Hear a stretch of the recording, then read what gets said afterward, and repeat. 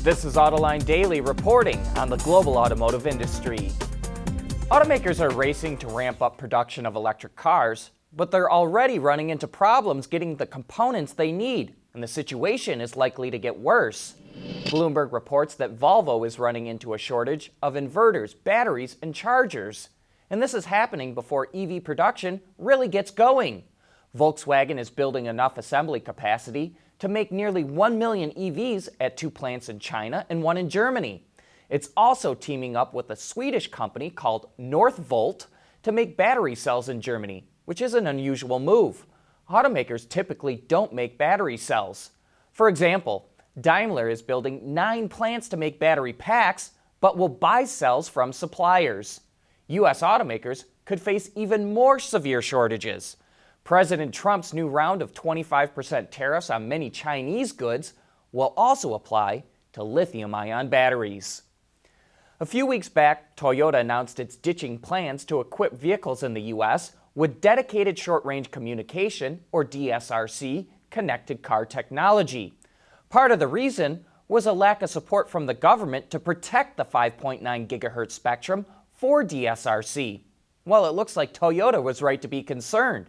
At a conference yesterday, the FCC chairman said the agency will review the 5.9 GHz spectrum that's been reserved for automakers to potentially open it up for Wi-Fi use. And this isn't a big surprise. The industry is starting to back away from DSRC in favor of 5G and cellular V2X technology. Also, states, counties, and municipalities would have to build up the DSRC infrastructure, while the telcos will pay for 5G and cellular because they can make money off that technology. With the move to aluminum, plastic, and carbon fiber materials in vehicles, the steel industry just can't sit on its hands. So to learn what it's going to do to survive, tune into Autoline After Hours tomorrow afternoon, because our special guest is Jody Hall from the Steel Market Development Institute. That's 3 p.m. Eastern Time on our website, Autoline.tv.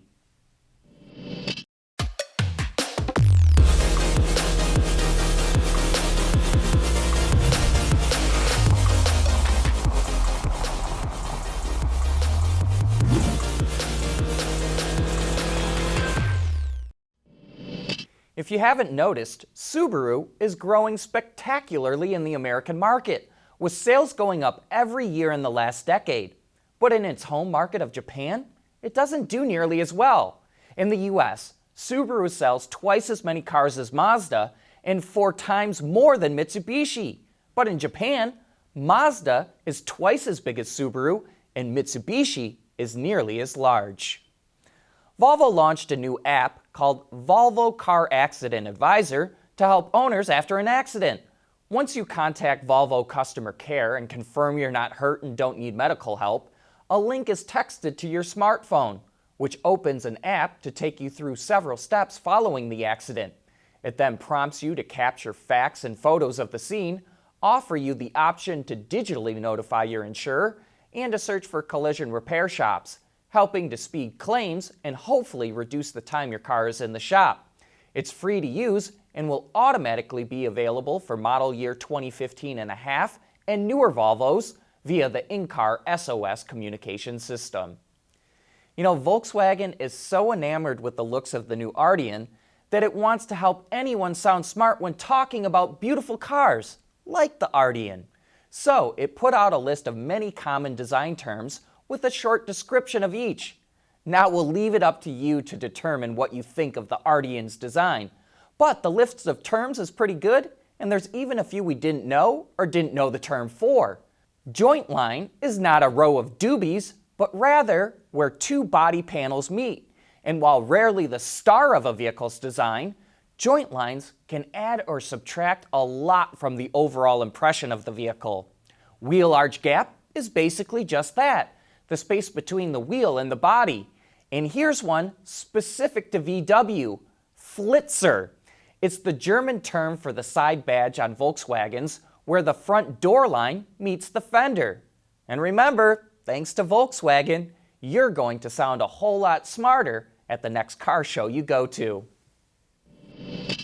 Autoline Daily is brought to you by Bridgestone Tires. Your journey, our passion. We get a lot of comments that come through on our shows, and one really struck a chord with me yesterday.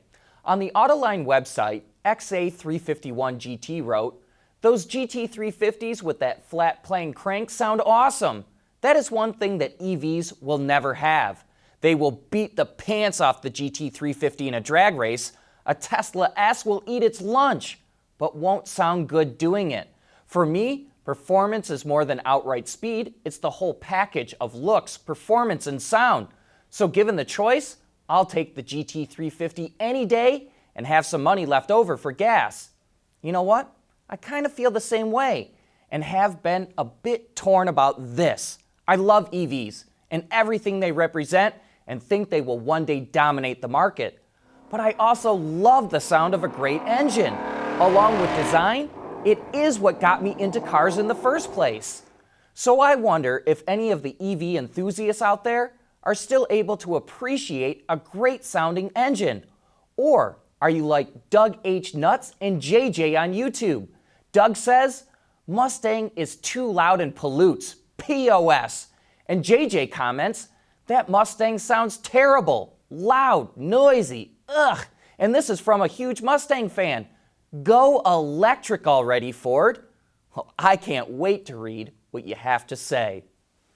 You know what? We're lucky enough to get to drive a number of vehicles, and I'd like to talk about one of the ponies in our stable this week, the 2019 Lexus NX 300H. What jumped out to me right away is the powertrain is lifeless. Acceleration is most certainly not linear. Dip your foot into the throttle, nothing happens. A little more, still nothing. Even more, nothing.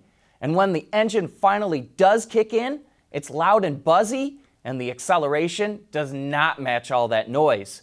Switching it into sport mode does help a bit, but it kills your great fuel economy. And that's what I have to remind myself about this vehicle. It's not a sports car, it's a hybrid, and people buy it for fuel economy. The NX 300H is rated at 33 miles to the gallon in the city, 30 on the highway, and we averaged just over 32.5. Now let's move over to the interior. I love the seats. Very soft leather and very comfortable. But headroom is going to be an issue for taller drivers. Trunk space is good too. But I hate that touchpad. The screen is nice and big, but the touchpad stinks. The highlighted cursor will jump all over the screen, and I find myself always having to pull my eyes off the road. The day can't come soon enough for Lexus to drop the system. But overall, it is a good vehicle, and our tester was priced at a little over $49,000. But that's it for today. Thanks for watching, and please join us again tomorrow.